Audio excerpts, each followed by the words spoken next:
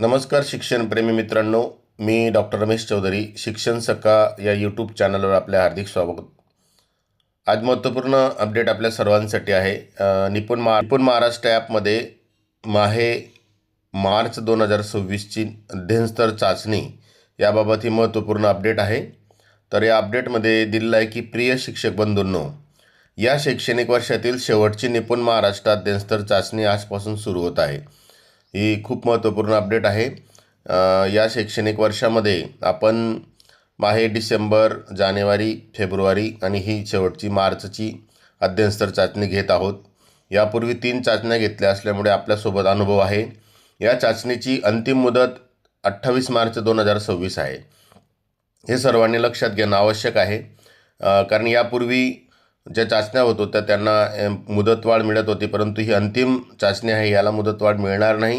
म्हणून शिक्षकांनी आजपासूनच या चाचणीचं नियोजन करणं गरजेचं आहे. काळजी करण्याचं कारण नाही असंही त्यात म्हटलेलं आहे. विद्यार्थ्यांची चाचणी घेण्यासाठी आपल्याकडे पुरेसा कालावधी उपलब्ध आहे. हे पण महत्त्वाचं आहे की आपल्याकडे 8पर्यंत आजपासून जो कालावधी उपलब्ध आहे त्या कालावधीमध्ये आपल्याला हे नियोजन करायचं आहे. यासाठी आपण योग्य नियोजन, संयम आणि प्रामाणिकपणे चाचणी पूर्ण करणे हेच आपले मुख्य उद्दिष्ट असावे, हे यात म्हटलेलं आहे.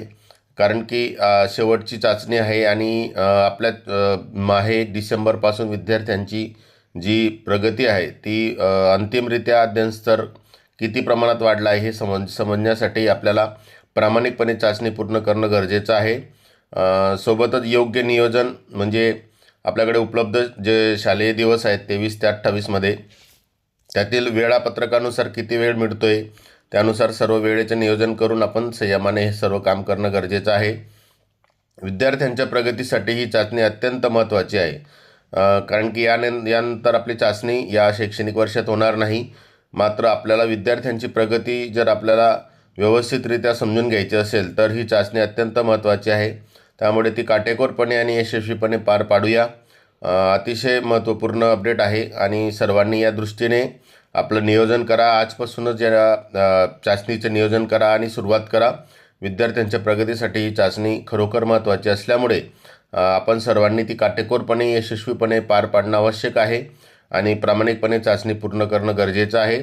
कारण यानंतर ची चाचणी होणार नाही. पुढे कदाचित पर्यवेक्षी अधिकाऱ्यांच्या माध्यमातून चाचणी होण्याची शक्यता आहे. म्हणून आपण प्रामाणिकपणे आणि काटेकोरपणे ही चाचणी घ्या. अतिशय महत्त्वपूर्ण अपडेट आहे. आपण आतापर्यंत ह्या चाचणीच्या संदर्भामध्ये जे काम केलं आहे त्याच्या अनुभवाच्या आधारे हे नियोजन करून 28 तारखेच्या पूर्वी आपल्या वर्गातील, आपल्या शाळेतील, आपल्या कार्यक्षेत्रातील सर्व शाळांची अध्ययनस्तर चाचणी पूर्ण होईल यासाठीचे नियोजन करावं. आपण सर्वजण या दृष्टीने प्रयत्न करूया आणि या चाचणीच्या दृष्टीने तयारी करून पुढे कामकाज करूया. आपल्या सर्वांना मनापासून शुभेच्छा देतो आणि आपण आतापर्यंत व्हिडिओ पाहिला त्याबद्दल आपले मनापासून धन्यवाद. असेच व्हिडिओ आपल्याला नवीन मिळणार आहेत, म्हणून आपण चॅनलला लाईक करा, कमेंट करा आणि चॅनल सबस्क्राईब करा, आपल्या मित्रांना शेअर करा. आपण आतापर्यंत व्हिडिओ पाहिला त्याबद्दल आपले मनपूर्वक धन्यवाद.